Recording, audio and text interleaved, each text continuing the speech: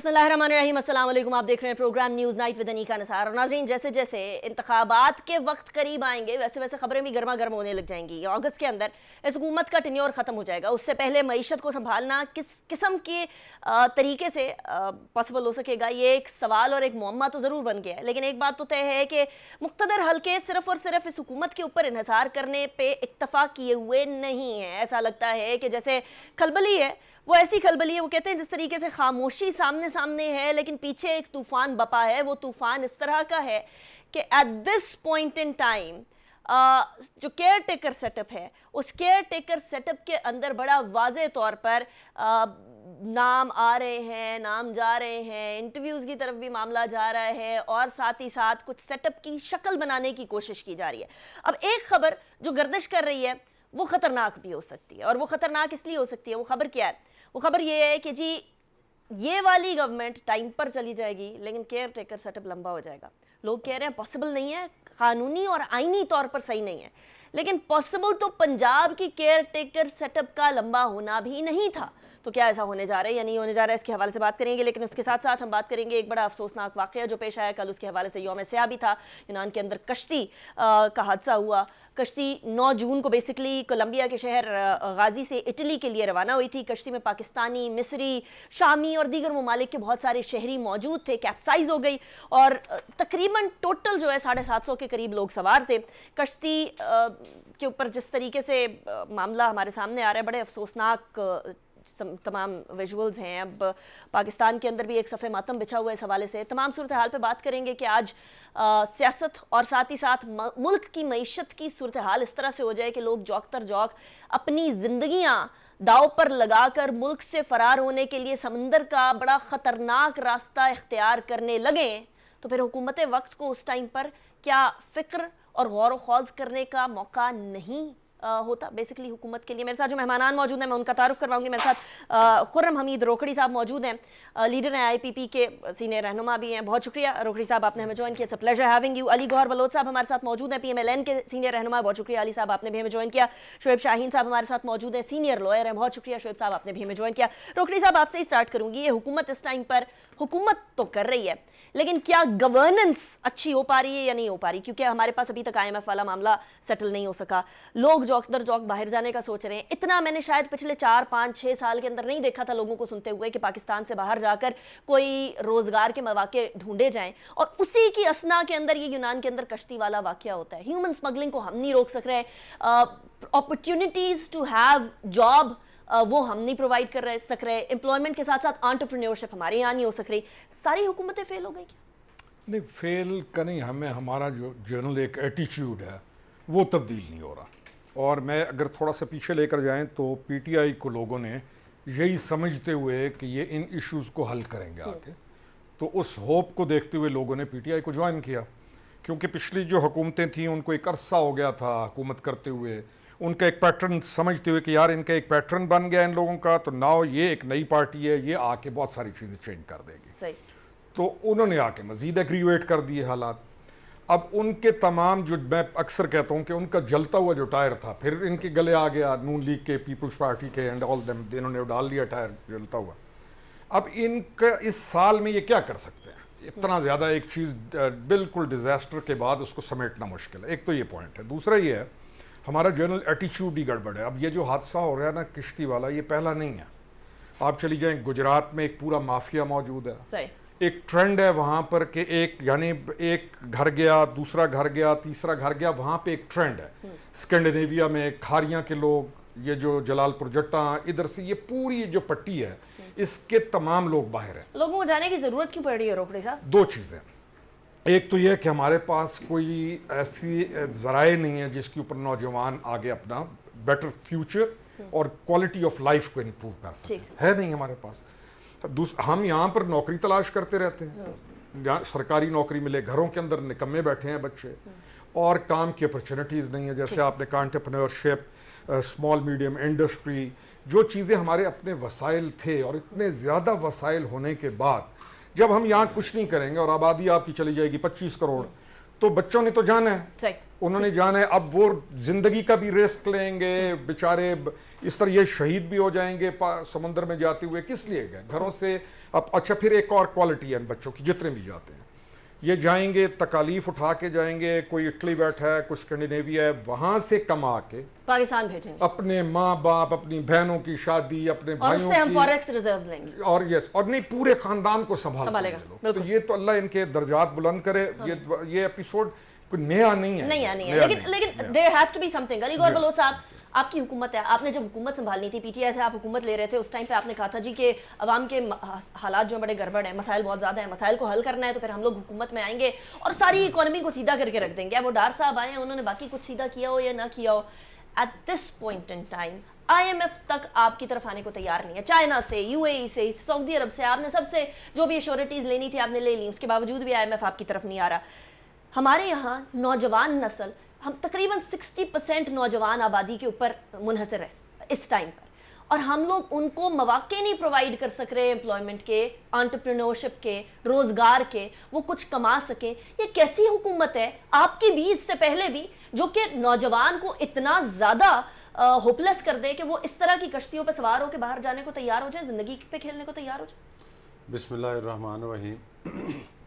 देखिए बात यह है कि ज़ाहिर है आपका सवाल की वजाहत तो बहुत लंबी होती है, जवाब अगर इंसान देना चाहे, लेकिन चलें मुख्तसरन कोशिश करूँगा क्योंकि आपके एक सवाल में कई सवाल होते हैं।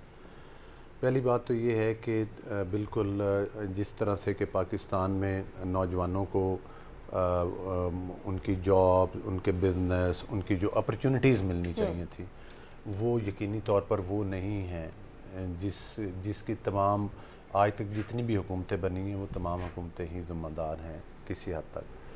और ज़ाहिर है उसमें हमारे जो सियासी हालात हैं, चूँकि हम मसरूफ़ इस चीज़ में रहते हैं कि हमने RTS सिस्टम किस वक्त बंद करना है, हमने किसका मैंडेट छीनना है, और किस तरह से एक तरक्की करते हुए पाकिस्तान को, जिसमें कि इन्फ्लेशन रेट 4% पर चला गया था, जिसमें CPEC प्रोजेक्ट्स आ गए, किस तरह से एक सिलेक्टेड हुकूमत को एक मैं समझता हूँ कि एक जमहूरी तरीके के साथ, एक आइनी तरीके के साथ फारिग करना है, तो वो तो फारिग तो एक आइनी तरीके के साथ करना, आप जिस तरह इशारा कर रही हैं वो तो ज़ाहिर है हमारा मतलब है कि राइट है। लेकिन मैं एक गुजारिश ज़रूर करूँगा, एक मैं रोकी साहब की बात से इत्तेफाक करता हूँ कि जो हादसा पेश आया, देखिए मैंने काफ़ी लोगों के वीलॉग सुने हैं, इस पे प्रोग्राम सुने हैं, आरा सुनी है, उन लोगों के इंटरव्यूज़ भी सुने हैं। वीलॉग्स को एक हम लोगों को बड़ा एक ऐसा प्लेटफॉर्म है जो कि बावसूख ज़राए से खबरें लेता है। वीलॉग्स आर नॉट बावसूख। नहीं वो ठीक है, नहीं मैं मैं वैसे मैं आपको बता रहा हूँ कि मैं अपनी ज़ाती मैंने जो ऑब्ज़र्व किया, मैं उसके बारे में आपको बताना चाह रहा हूँ कि ये तो यकीनी तौर पर ज़ाहिर है अगर हमें इधर लोगों को अपने मसाइल का हल नज़र आएगा तो बाहर क्यों जाएंगे।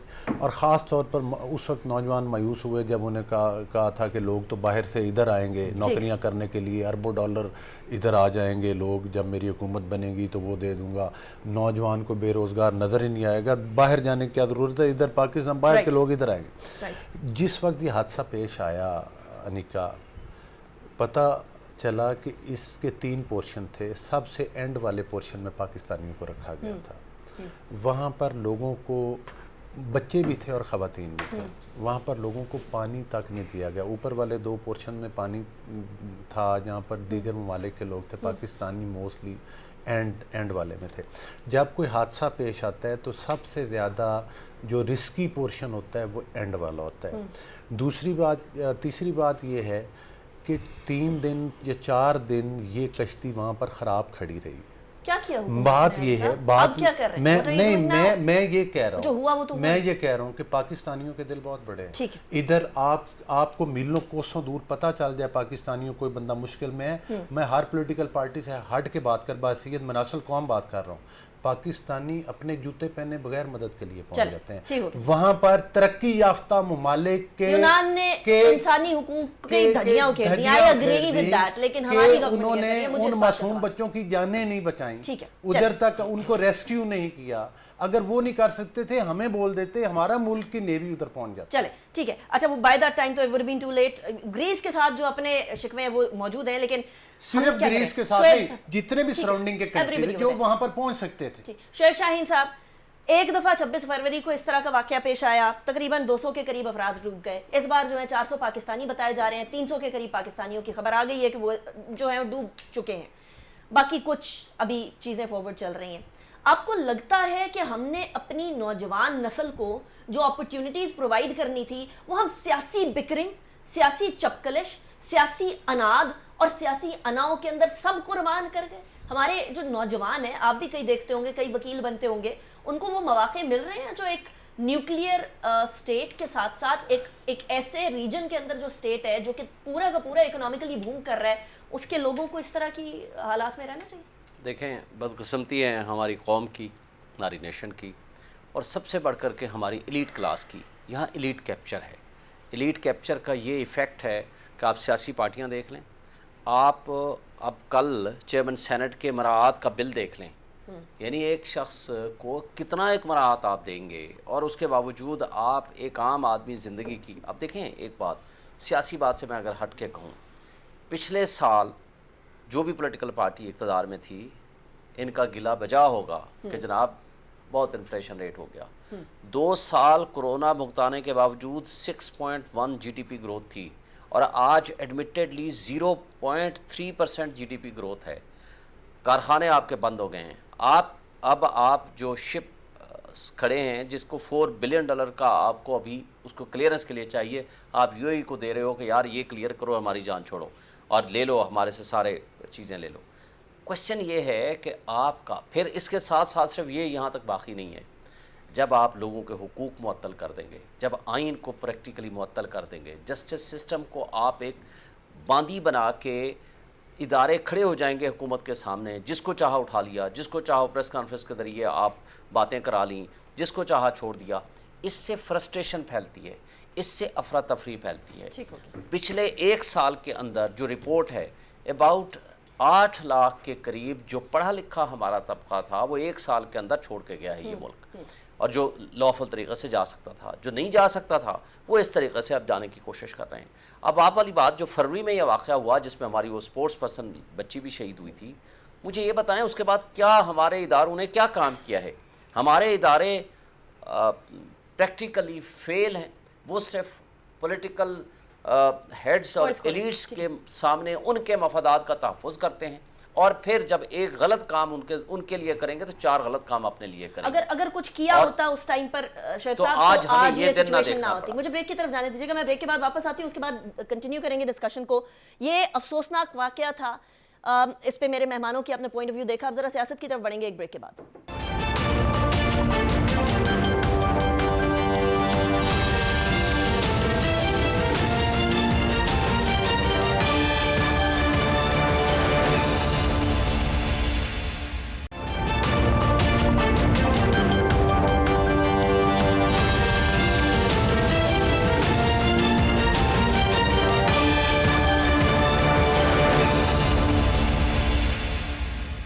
Welcome back after break. Politics کے بارے میں بات کریں گے. اس ٹائم پر حکومت کے پاکستان تحریک انصاف کے ساتھ جو مسئلے تھے وہ تو اپنی جگہ پر موجود ہیں, لیکن حکومت کے آپس میں مسئلے شروع ہو گئے. یہ ایک عجیب و غریب سی بات ہے کہ ایک جگہ 13 جماعتیں اکٹھی حکومت کر رہی ہیں, دوسری جگہ اتنے زیادہ اندر سے ٹپس شروع ہو گئے ہیں کہ کس نے وزیر اعظم بننا ہے, اگلی ٹگ آف وار اس بات پر بھی شروع ہو چکی ہے. روکڑی صاحب, وہ جماعتیں جو کہ پاکستان میں بڑے عرصے سے سیاست کر رہی ہیں وہ اس ٹائم پہ حکومت میں, اس کے بعد ایک جماعت آئی وہ اس ٹائم پہ حکومت سے باہر ہے, اور اب آئی ہے آپ کی جماعت آئی پی پی, استحکام پاکستان پارٹی. اس پارٹی میں اس سے پہلے جو پارٹی آئی ہے یا اس سے پہلے 13 پارٹی ہیں, کیا فرق ہوگا؟ کیونکہ پاکستان کی سیاست میں فرق نہیں ہے تو کوئی جماعت بھی آ جائے تو کیا فرق پڑتا ہے؟ دیکھیں, فرق تو ہم نے لے کے آنا ہے, ساروں نے لے کے آنا ہے. ہمارا پالیٹکس کا جب تک ڈائریکشن کمپلیٹ چینج نہیں ہوتی اور جب تک ہم پارٹی کو مضبوط نہیں کرتے, ہمارے پاس کلچر کیا ہے, پارٹیز کمزور ہیں اور شخصیات مضبوط ہیں. یعنی یہ چانس صرف عمران خان کو ملا تھا 2018 میں یا پہلے بھی کہ اس کی ووٹ بینک اس کا بڑھ گیا تھا اور اس کے پاس چانس تھا کہ وہ پارٹی مضبوط کرتا اور اگلے پاکستان کے لیے بہتر کرتا. تو اس نے بھی اپنے اس تمام سٹینس کو جس پہ ہم لوگ ساتھ شامل ہوئے, اس نے اس کو रगड़ के रख दिया और फेंक दिया डस्टबिन के अंदर। जो आप बात कर रही हैं ना, मैं फिर बार बार यही कहता हूँ कि हमारा नेशनल एटीट्यूड का इशू है। हमारी जो पॉलिटिक्स है, जब तक हम लोकल गवर्नमेंट सिस्टम को बहाल नहीं करते, आपका पार्लिमानी निज़ाम नहीं चल सकता। कौन करेगा रोकड़ी साहब? मैं वही कह रहा हूँ, उसमें किसने करना था? ये पॉलिटिशियंस का काम था, गवर्नमेंट का काम था। 4 साल इमरान खान के गुजर गए, उससे पहले गवर्नमेंट थी नून लीग की। देखिए परवेज मुशर्रफ एक डिक्टेटर, सारी चीजें करने के बाद एक बेहतरीन वो बल्दियाती निज़ाम आपको देके चला गया। जैसी गवर्नमेंट आई, लेजिटिमेट गवर्नमेंट, डेफिनेटली जमहूरी गवर्नमेंट है, लेजिटिमेट गवर्नमेंट, वो आई ब्यूरोक्रेसी ने, और उन्होंने मिलके उठाकर उसको दोबारा कूड़े के दान में फेंक दिया। रोकड़ी साहब, I am sorry, I am cutting you short, लेकिन मुझे समझाइएगा कि आपकी पार्टी जो है इंतखाबात से चंद महीने पहले बनी है, क्या गेन कर लेंगे? क्या हमारा जो पार्टी का है ना, उसका अगर एग्जैक्ट आंसर ये है कि 9 मई हो गया, और अब आप देखेंगे कि हमारी पार्टी ने स्वेल करना है। इमरान खान से लोगों ने हर सूरत हटना है, और उनका हटना बनता है। को लोगों ने इमरान खान को मिलिटेंट पार्टी के तौर पे तो ज्वाइन नहीं किया था। शोएब शाहीन साहब इस बात से एग्री नहीं करते? शोएब साहब की तो एक अपनी मर्जी है ना। शोएब साहब ने तो अभी थोड़ी देर पहले कहा कि जी लॉ एंड ऑर्डर के जो फ्रस्ट्रेशन फैल रही है, क्योंकि लॉ एंड ऑर्डर इंप्लीमेंटेशन हो रही है, फ्रस्ट्रेशन फैल रही है। पाकिस्तान में पहली दफा इस गवर्नमेंट को क्रेडिट जाता है, नून वालों को, इन्होंने लॉ एंड ऑर्डर की इंप्लीमेंटेशन शुरू की, उन्होंने कहा फ्रस्ट्रेशन फैलनी। भाई फ्रस्ट्रेशन तो फैलती है गोगी, बुजदार और उन लोगों के नेक्सस की वजह से फ्रस्ट्रेशन फैलती है। आजम खान के फ्रस्ट्रेशन फैलाने के वो है मौजे बात। लॉ एंड ऑर्डर इंप्लीमेंटेशन पे अगर आप समझते हैं कि फ्रस्ट्रेशन फैलती है, करें जुर्म, डालें मुल्क के ऊपर डाके और मुल्क को तोड़ने की पूरी साजिश, और फिर आप कहें कि जी हमें पकड़ा भी ना। जवाब ले लो इसका। शोएब साहब आप जवाब देंगे, फिर मैं अली साहब की तरफ जाऊं। मुझे ये बताएं, अदालत एक दफ़ा ज़मानत देती है, रिलीज़ करती है, ये अदालत के अंदर से गिरफ्तार कर लेते हैं। अदालत दूसरी दफ़ा रिलीज़ करती है, जेल के अंदर से उठा के ले जाते हैं। अदालत तीसरी दफ़ा रिलीज़ करती है, फिर उठा के ले जाते हैं। 5वीं दफ़ा जब रिलीज़ करती है, अदालत कहती है भाई जाओ प्रेस कॉन्फ्रेंस करो, हमारे पास बार बार क्यों आ रहे हो? उसके बाद जाकर उनकी जान छूटती है। मैं मिसाल दे रहा हूँ आपको शीरी मज़ारी की, मैं मिसाल देता हूँ आपको सैकड़ों ऐसे लोगों की, ऐसे कारकुनान की, या इनके अब IPP में जाने के बाद उनके लीडर्स की, जिनकी क्रेडिबिलिटी ना हो, जिनको इदारे ज़ोर ज़बरदस्ती के ज़रिए उनको बच्चों को उठा लें, उनके घर चादर चारदीवारी के तहफ़्फ़ुज़ ना हो, जिसके अंदर चादर चारदीवारी का कोई फर्क नहीं पड़ता। देखें, जब आपको एक प्रेस कॉन्फ्रेंस करते ही दूध के दुले हो जाएंगे, इसको आप कानून और निज़ाम इंसाफ कहते हैं? क्या ऐसे में इदारे बांदी बन के हुकूमत के सामने या जिन इदारों के सामने खड़े हुए हैं, ये निज़ाम इंसाफ है हमारा? वैसे मेरे लिए बड़ी सरप्राइजिंग बात होगी जिस पे शीरी मज़ारी की बेटी जो एक वकील है, उस पे तशद्दुद किया गया, उसको थाने में हरास किया गया, बाकी तो आप छोड़ दें। अच्छा चले, ईमान मज़ारी वैसे और उसके साथ मुझे जरा शाबाशी देने देना अली साहब को। आप कह रहे हैं हुकूमत के सामने सारे बांदी बने हुए हैं, वो इदारे जिनको जिस टाइम पर कहा करते थे कि सारे के सारे सियासतदानों को इधर उधर कर देते हैं, आप लोगों बड़ी बात है अली साहब, ये हुआ है वाकई में इस तरह?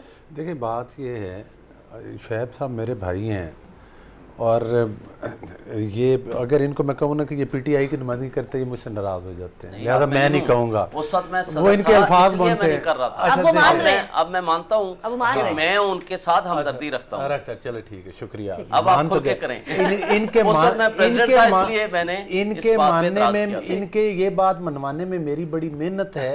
मैं आई फील प्राउड कि वो मेहनत रायगा नहीं गई, वो काम आ गई है कि ये तस्लीम नहीं करते थे। एक वकील को सच्ची बात मनवाना बड़ा मुश्किल काम है।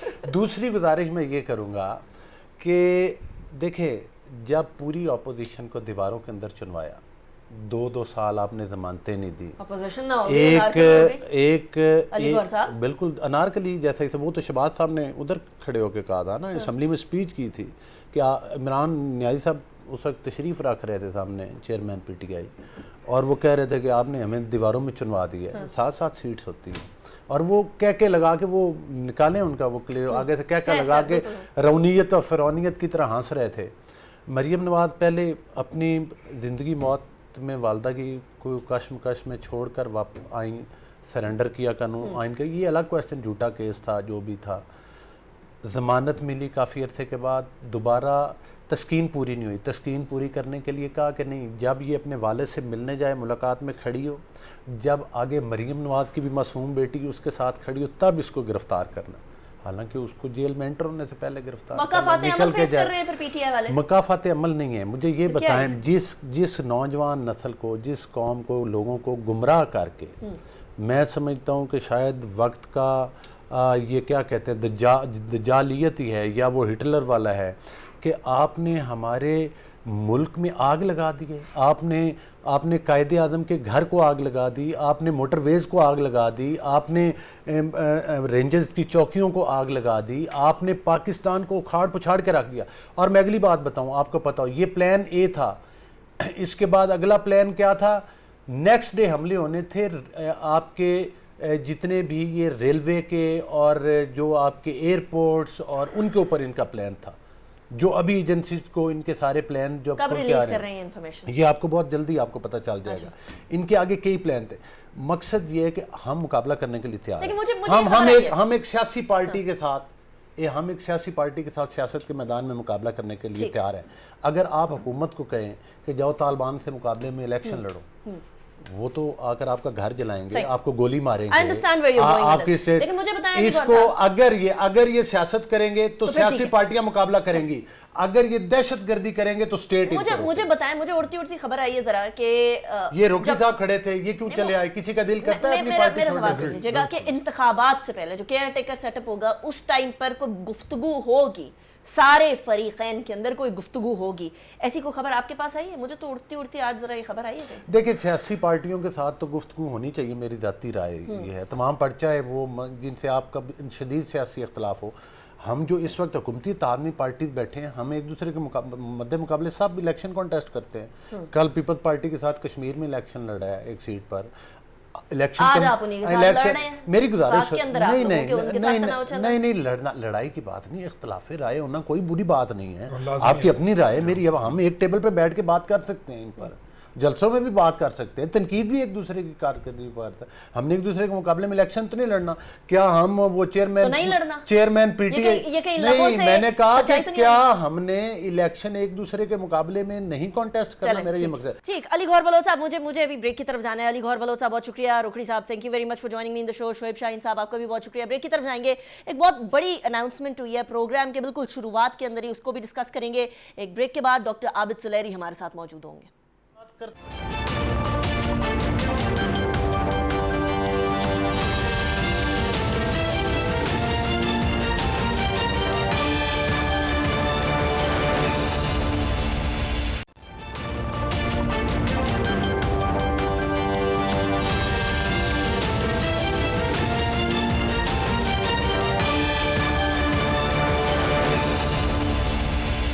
Back after break. ناظرین, ہم پہلے سیگمنٹ پہ ہی بات کر رہے تھے کہ جب تک معیشت تگڑی نہیں ہوگی تو کسی بھی طریقے سے ملک آگے نہیں بڑھ سکتا, اور اسی ٹائم پر سائملٹینیسلی یہ خبر آ رہی تھی کہ پاکستان نے ایک بہت بڑا فیصلہ کیا ہے. میں ہمیشہ سے یہ کہتی رہی کہ دوسروں کی طرف دیکھنے کی بجائے, سی پیک کی طرف دیکھنے کی بجائے, چاہے وہ یو اے ای ہو, سعودی عرب ہو, امریکہ ہو, آئی ایم ایف ہو, ورلڈ بینک ہو, ان کی طرف دیکھنے کی بجائے ہمیں اپنی طرف دیکھنا ہوگا, اپنے پاؤں پر کھڑا ہونا ہوگا. اور اب یہ فیصلہ لے لیا گیا ہے حکومت نے اور تمام اسٹیک ہولڈرز نے یہ فیصلہ لیا ہے کہ اسپیشل انویسٹمنٹ فیسیلیٹیشن کاؤنسل بنائی جائے گی. کہا یہ جا رہا ہے کہ سی پیک سے بھی بڑا گیم چینجر ہوگا. انیشلی 4 سے 5 سالوں کے اندر تقریباً 15 سے 20 جو لاکھ لوگ ہیں ان کو ڈائریکٹ جاب دی جائے گی, اور 75 لاکھ لوگوں کو انڈائریکٹ جاب ملے گی. نہ صرف یہ, تقریباً 2035 تک ایک تخمینہ لگایا جا رہا ہے کہ 1 ٹریلین, اگر ہم اس کو فالو کرتے رہے تو $1 ٹریلین کی معیشت بن سکتا ہے پاکستان. صرف یہی نہیں, $70 بلین کی برآمدات اور ساتھ ہی ساتھ $70 بلین کی امپورٹ سبسٹیٹیوشن, یعنی جو چیزیں ہم امپورٹ کرتے ہیں اس کو یہیں بنانا شروع کرنا, یا یہیں کی جو انڈیجنس چیزیں اس کو استعمال کرنے کی طرف آئیں گے. پاکستان کے لیے سب سے بڑا چیلنج یہ ہے کہ پاکستان کا امپورٹ بل اور پاکستان کا ایکسپورٹ بل یعنی ٹریڈ ڈیفیسٹ انتہائی ہائی ہے, اور اس ٹائم پر پاکستان کے زر مبادلہ کے ذخائر میں بھی بہت زیادہ واضح طور پر کمی آئی ہے. صرف یہی نہیں, معاشی مشکلات کا جو سامنا ہے, جس کے بیسکلی جس وجہ سے زر مبادلہ کے ذخائر کی کمی کی وجہ سے ہم معاشی مشکلات کا سامنا کرتے ہیں, ڈالر کی قیمت بھی قدر بھی اوپر چلی جاتی ہے, سونے کی قدر بھی اوپر چلی جاتی ہے, we face a lot of troubles, اس کو کم کرنے کی کوشش کی جائے گی اس تمام صورتحال کے اندر. SIFC جو ہے یہ پاکستان کو ایک نئی ہوپ دے رہی ہے. ویسے تو بڑے ہوپلیس قسم کے ٹائم تھے, لیکن اس ٹائم کے اندر یہ امپورٹنٹ ڈیسیجن پاکستان کی تقدیر بدل سکتا ہے اگر سیاسی جماعتیں پالیسی پر سٹک رہیں تو, اور اس کے علاوہ ہمارے پاس کوئی آپشن نہیں ہے. ہمارے ساتھ ڈاکٹر عابد سلیری صاحب موجود ہیں, ایس ڈی پی آئی کے سربراہ ہیں, جانی مانی شخصیت ہیں. ڈاکٹر صاحب تھینک یو ویری مچ. آپ نے بہت ساری حکومتوں کے ساتھ کام کیا ہے, آپ اس حکومت کے ساتھ بھی بہت سارے معاملات کے اوپر ان کو کنسلٹیشن بھی دے رہے ہیں, ان کے ساتھ کام بھی کر رہے ہیں. ڈاکٹر صاحب یہ ایس آئی ایف سی کیا گیم چینجر, کیونکہ ہم نے پہلے سی پیک کے بارے میں بھی سنا تھا گیم چینجر ہوگا, ابھی تک کچھ نہیں ہو سکا, یہ کس طرح سے گیم چینجر بنے گی؟ دیکھیں لینا, پاکستان میں پلانز کی کمی نہیں ہے, نہ پالیسیز کی کمی ہے. تقریباً ہر چیز پہ ایک ایکسیلنٹ پلان اور ایکسیلنٹ پالیسی موجود ہے. اصل ایشو ہے اس کی امپلیمنٹیشن. اور میرا خیال ہے کہ آج کے اس اجلاس کی جو سب سے اہم بات ہے وہ جو اسپیشل انویسٹمنٹ فیسیلیٹیشن کونسل کا جو قیام ہے وہ بہت امپورٹنٹ ہے, کیونکہ ہم نے دیکھا کہ پچھلا پورا سال 1.5 سال جو معیشت ہے وہ سیاسی عدم استحکام کی نظر ہوئی. یہ پولیٹیکل انسرٹنٹی تھی جس کی وجہ سے کہ معیشت جو ہے وہ سیاست کی نظر ہوگی, اور جو ہمارے بیرونی دوست تھے وہ یہی ویٹ اینڈ سی موڈ میں رہے کہ تھوڑا سا پتہ چلے کہ پالیسی کنسسٹنسی کب آئے گی, پالیسی کنٹینیوٹی کی ضمانت کون دے گا. تو اب اگر کوئی اس طرح کی فیسیلیٹیشن کونسل بن رہی ہے جس میں کہ وزیر اعظم اور چاروں وزرائے اعلیٰ اور جو ہماری غیر سیاسی قیادت ہے وہ سب ایک جگہ بیٹھے ہیں, تو یہ کم از کم ایک اچھی انڈیکیشن ہے جو باہر بیٹھے انویسٹرز ہیں ان کے لیے, کہ ان کو معلوم ہے کہ یہاں پہ جب کوئی نہ کوئی کانسٹنٹ جو اسٹیک ہولڈرز ہیں, جو ڈیسیژن میکرز ہیں وہ موجود ہیں, وہ پالیسی کنسسٹنسی کی گارنٹی دے رہے ہیں کہ یہ نہیں ہوگا کہ کوئی سیاسی ذرا سا کوئی انسٹیبلٹی آئی اور تمام پالیسیز جو ہیں وہ ڈی ٹریک ہو جائیں گی. تو اگر میں اس پوائنٹ آف ویو سے دیکھوں تو ظاہر ہے کہ اس فیسیلیٹیشن کونسل کا قیام in itself is a good omen, اور ایس ٹی پی آئی سے ہم پہلے بھی ایک سفارشات دے رہے تھے کہ کوئی قومی سیکورٹی کونسل کی طرح کی کوئی اکنامک سیکورٹی کونسل جو ہے پاکستان میں وہ ہونی چاہیے, جو کہ اس طرح کے پلانز پہ ایک کنسسٹنٹ پالیسی ہونے کی ضمانت دے سکے. مسئلہ سب سے بڑا doctor sahab you rightly pointed out, I have been saying this too, کہ مسئلہ ہمارا سب سے بڑا کنسسٹنسی کا ہے. اس کے اندر پھر وہ بات آ جاتی ہے کہ آرمڈ فورسز اس انیشیٹو کے اندر technical and management facilities provide کریں گی. ہمارے دوست ممالک بھی اکثر اوقات آرمڈ فورسز کی ہی وہ کیا کہتے ہیں ایک تھپا چاہتے ہیں, اسٹیمپ چاہتے ہیں کہ they will be there to look it after. لیکن میرے لیے جی آپ یہ دیکھیے کہ جب تمام دروازے بند ہو جاتے ہیں تو پھر حکومتیں کیا کرتی ہیں. ظاہر ہے کہ وہ ایک نیوکلیئر ملک کے آرمی چیف کو کہتی ہیں کہ جی اب آپ فون اٹھائیے اور ذرا سعودی عرب فون کر دیں, اب آپ یو اے فون کر دیں, اب آپ قطر والوں کو فون کر دیں, اب آپ امریکہ چلے جائیں یا امریکہ کو فون کر دیں. تو یہ ایک اچھی بات ہے کہ ایک وہ اسٹیک ہولڈر جس کو کہ آپ کو بار بار جس کو کہنا ہوتا ہے اگر وہ آپ اس کو ایڈ کر لیں. ڈاکٹر صاحب لیکن مجھے میری انٹرسٹ کی بات اس کے اندر جو ہے نا وہ یہ ہے کہ $70 بلین کی ایکسپورٹس کی طرف جائیں گے اور $70 بلین کی ہی امپورٹ سبسٹیٹیوشن ہوگی. یعنی ہم ایک ایسا ملک ہے کہ ہم نے پیٹرولیم مصنوعات تو امپورٹ کرنی ہے, وہ ایک بہت بڑا چنک ہے ہمارے امپورٹ بل کا, لیکن ساتھ ہم چھوٹی موٹی چیزیں اور بھی امپورٹ کر رہے ہوتے ہیں. ایک اتنا بڑا ملک ہونے کے باوجود, 24-25 کروڑ کی آبادی کے باوجود, یہ import substitution, do you think this is the step towards the right direction? دیکھیے ہر وہ چیز جس کی امپورٹ سبسٹیٹیوشن ہو سکتی ہے بیسیکلی وہ آپ کے ڈالر سیو کر رہی ہے.